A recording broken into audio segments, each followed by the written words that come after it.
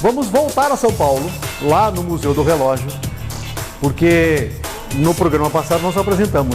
Seria aí a primeira parte da nossa matéria no Museu do Relógio. É que tem muita coisa legal lá, não dá para ficar de fora. Então a gente volta com um complemento da matéria lá na DIMEP em São Paulo, Museu do Relógio. Olha cada coisa bacana.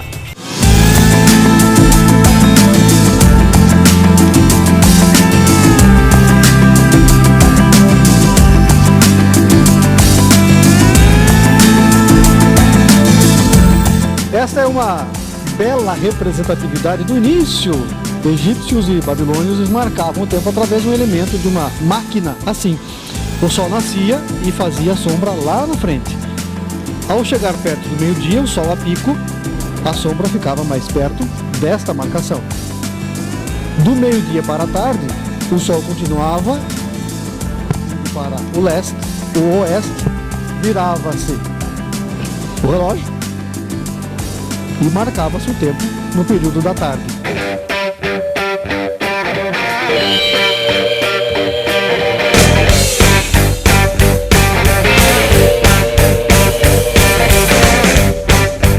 O mais legal aqui não é necessariamente a mecânica do relógio, mas é a forma adotada para guardá-lo. Você vê, o grau de proteção era um relógio inglês feito para a Turquia. Então, para a preservação dessa peça, o que foi feito? O próprio relógio era encerrado numa primeira caixa, que depois os dois eram encerrados numa terceira caixa e os três numa quarta caixa. Então você vê o grau de proteção que se tinha para uma peça dessas. Em razão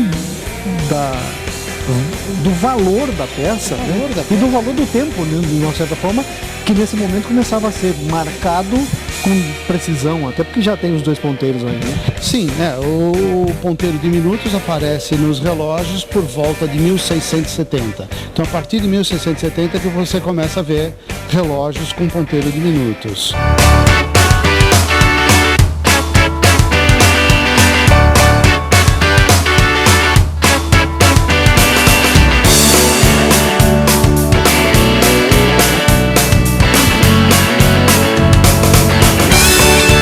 Este relógio já é um relógio americano chamado, ou patenteado de Crazy Clock. Por quê? Olha, gente, é maravilhoso isso aqui, impressionante.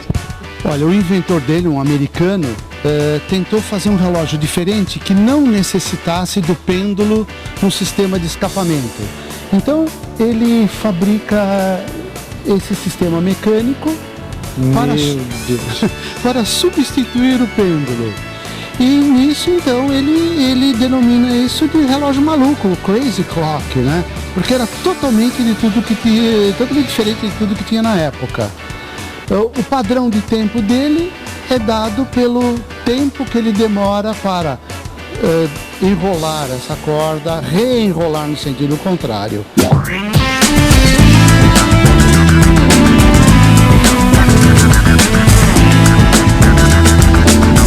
Gente, o Museu do Relógio da DIMEP tem coisas fascinantes, incríveis, admiráveis, tanto pelo processo artístico, plástico, mecânico, mas vamos ver se você consegue adivinhar qual a diferença básica nesses quatro relógios. Tem uma diferença fundamental aí, e é incrível porque que existe essa diferença. Pode falar ainda. Vamos dar um tempo, né? Segura, Edson. Bom, acho que descobriram? Não sei, né? Mas o relógio que tem uma diferença absurda é exatamente esse relógio que está sendo mostrado, que tem um mostrador invertido. O mostrador está ao contrário e os ponteiros giram no sentido anti-horário. Mas isso não é tão somente uma brincadeira. Ele era um relógio de barbearia, onde o cliente da barbearia via o relógio através do espelho. Então via o relógio na posição certa. Estamos falando de um relógio americano fabricado por volta de 1920.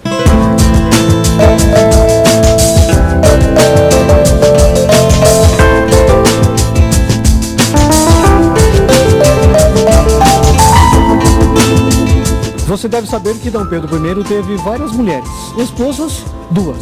A segunda é a Dona Amélia de Leuchtenberg, a segunda imperatriz do Brasil. Este broche, essa peça maravilhosa, é um relógio.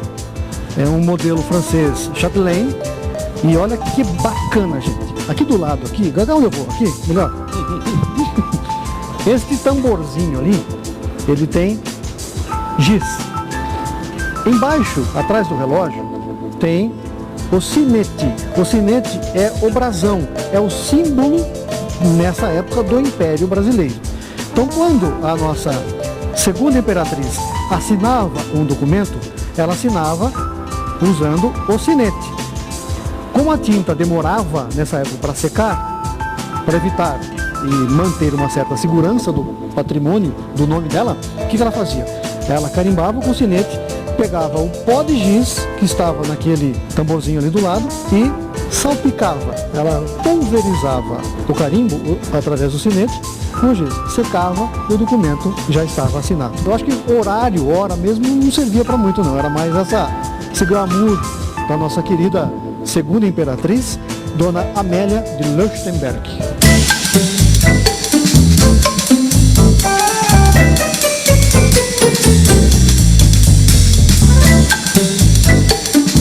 Final do século XIX, início do século XX, usar cartola, bengala, fraque, eram umas coisas chiquérrimas, fazia parte da aristocracia e da sua posição social. Bengala era um status, nem todo mundo tinha. E para deixar isso mais glamuroso e mais elegante, nada melhor do que um relógio, que genial, na ponta da sua bengala. Então, charmosamente, alguém perguntava para você: por favor, senhor, o senhor tem horas? Olhe na minha bengala. Você nem dizia as horas, você mostrava as horas. Oh, obrigado, muito obrigado. E seguia calmamente o seu passear pelas ruas da Pauliceia desvairada.